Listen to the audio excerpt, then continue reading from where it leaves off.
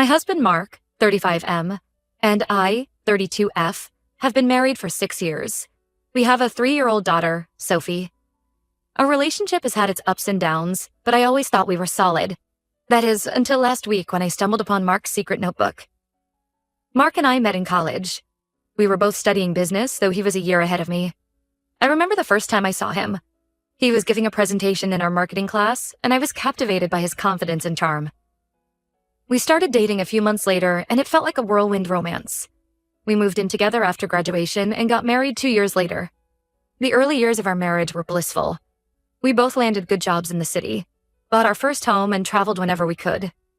We talked about having kids, but we weren't in a rush. We were enjoying our time together, building our careers, and saving for the future.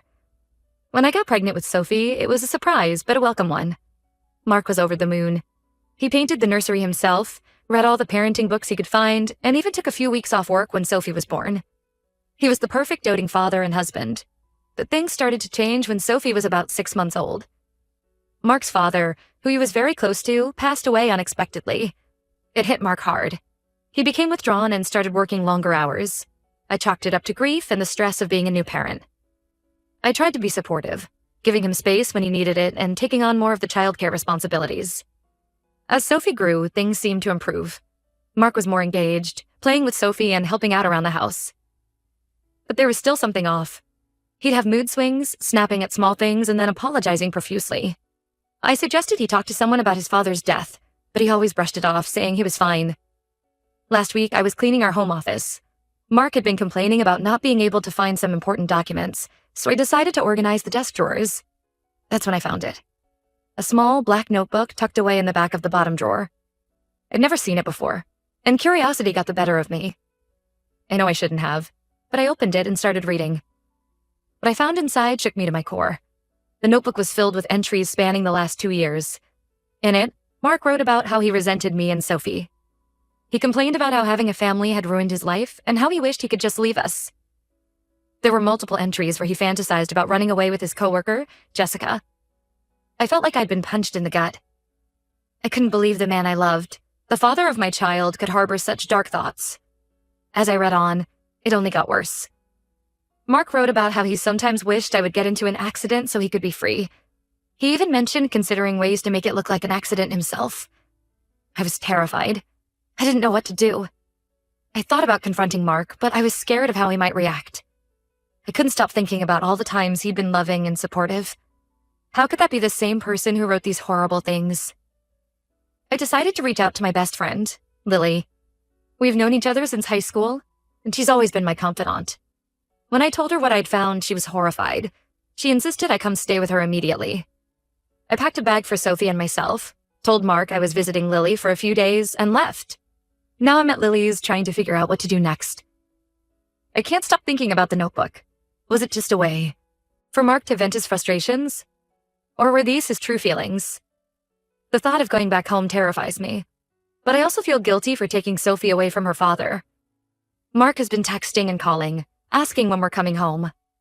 He says he misses us and can't wait to see us. It's like he's a completely different person from the one who wrote in that notebook. I don't know what to do. Part of me wants to confront Mark, to hear his explanation. But another part of me is scared of what might happen if I do. What if he gets angry? What if he tries to hurt me or Sophie? I keep thinking back to when Mark and I first met. He was so different then. Carefree, loving, always making me laugh. I remember our first date. We went to a local fair, and he won me a stuffed bear at one of the games. I still have that bear, sitting on a shelf in our bedroom. Now, looking at it makes me feel sick. I'm also worried about Sophie. She keeps asking for her daddy, and I don't know what to tell her. How do I explain the situation to a 3-year-old? Sophie and Mark have always been close. He's the one who taught her to ride her tricycle, who reads her bedtime stories every night. The thought of taking that away from her breaks my heart. But then I remember the words in that notebook.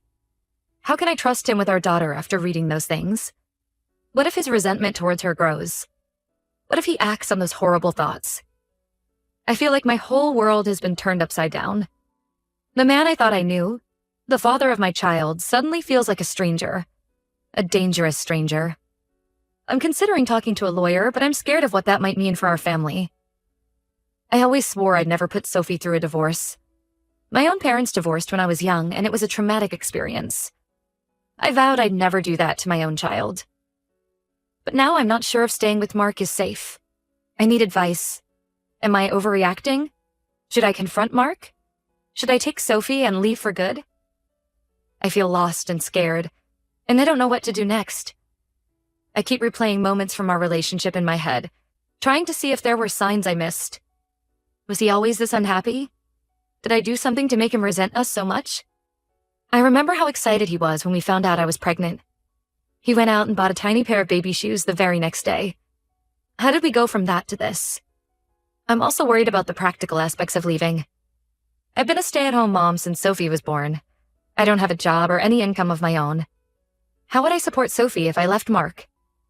And what about our house, our savings, all the life we've built together? Part of me still loves Mark, or at least the person I thought he was. We've been through so much together. College graduations, new jobs, buying our first home, becoming parents. How can I just throw all of that away? But then I think about those words in the notebook, and I feel sick all over again. I'm scared, confused, and heartbroken. I don't know how to move forward from here. Any advice would be greatly appreciated. Edit. Thank you all for your support and advice. I'm overwhelmed by the responses. To address some common questions. 1. No, Mark has never been physically abusive. 2. The notebook was hidden, not left out in the open. 3. I have taken photos of the entries as evidence. 4. I haven't told Mark I found the notebook yet. I'll update when I've decided what to do next. Update 1. It's been a week since my last post, and a lot has happened. I want to thank everyone for their support and advice. It really helped me gather the courage to take action. After much deliberation, I decided to confront Mark. I knew I couldn't make any decisions without hearing his side of the story. I asked Lily to watch Sophie, and I met Mark at a public cafe near our house. When I told Mark about finding the notebook, his reaction surprised me. Instead of anger or denial, he broke down crying. He admitted to writing everything, saying he was going through a deep depression and the notebook was his way of venting his darkest thoughts. Mark explained that he'd been struggling with the pressures of being a husband and father. He said he felt trapped and overwhelmed, and writing those horrible things was his way of releasing those feelings. He swore he never meant any of it, and that he loved Sophie and me more than anything. He also revealed that he'd been having these feelings since his father died. Mark and his dad were very close, and he never really processed the grief.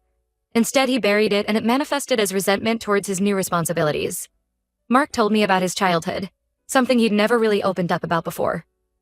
His mother left when he was young, and his father raised him alone.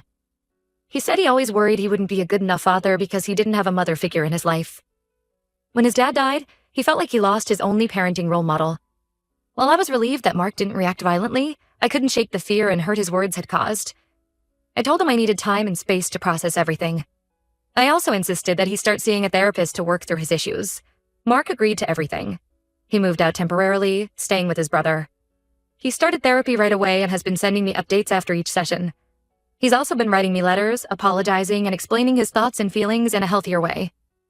Meanwhile, I've been focusing on Sophie and myself. I've started looking for a job, realizing how financially dependent I've become on Mark. Lily has been an incredible support, helping with Sophie and offering a listening ear whenever I need to talk. I've also been in contact with a lawyer, just to understand my options. She advised me to keep all evidence of Mark's writings and our conversations, which I've been doing. Sophie has been asking about her dad a lot. I've been telling her that Daddy is staying with Uncle Jack for a while because he's not feeling well. It breaks my heart to see her miss him, but I know I'm doing what's best for her safety and my peace of mind. Mark has been respecting my boundaries, only contacting me about Sophie or his therapy progress. He's been asking to see Sophie, and after discussing it with my lawyer, I've agreed to supervise visits at Lily's house.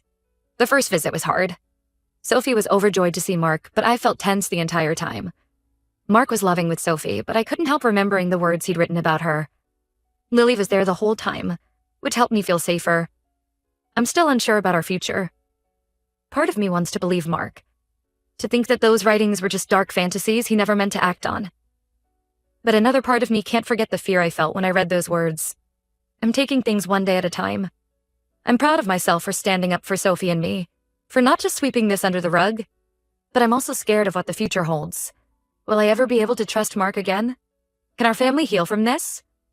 For now, I'm focusing on being the best mom I can be to Sophie, and on building a life that doesn't depend entirely on Mark.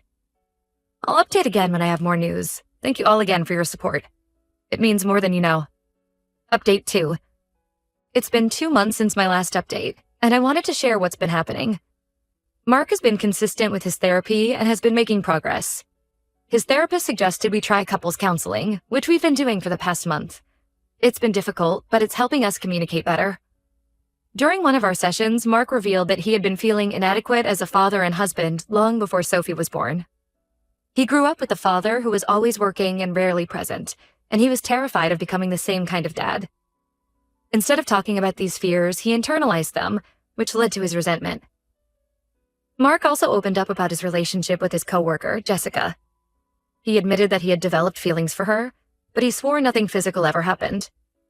He said she represented an escape from his responsibilities, a fantasy of a simpler life. Hearing this was painful, but I appreciated his honesty. We've also had some hard conversations about our future. I realized that I had given up a lot of my independence when we got married, and I'm not willing to do that anymore. I've started a part-time job at a local bookstore and am taking online classes to update my marketing skills. Mark has been supportive of this, even offering to adjust his work hours to help with Sophie. Speaking of Sophie, she's been doing okay despite the changes. We've been honest with her in an age-appropriate way, explaining that Mommy and Daddy are working on some grown-up problems. She still has regular visits with Mark, which are now unsupervised but still at Lily's house.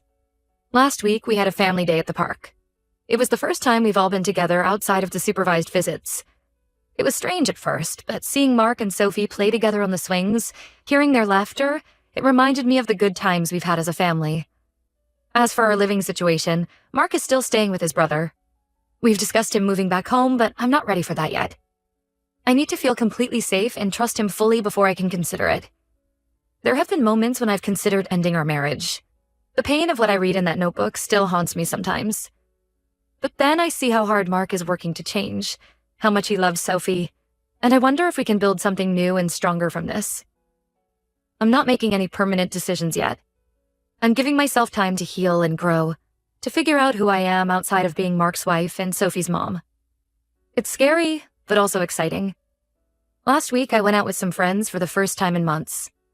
It felt good to laugh and talk about things other than my marriage problems. I realized how much I've isolated myself over the past few years, focusing solely on my family.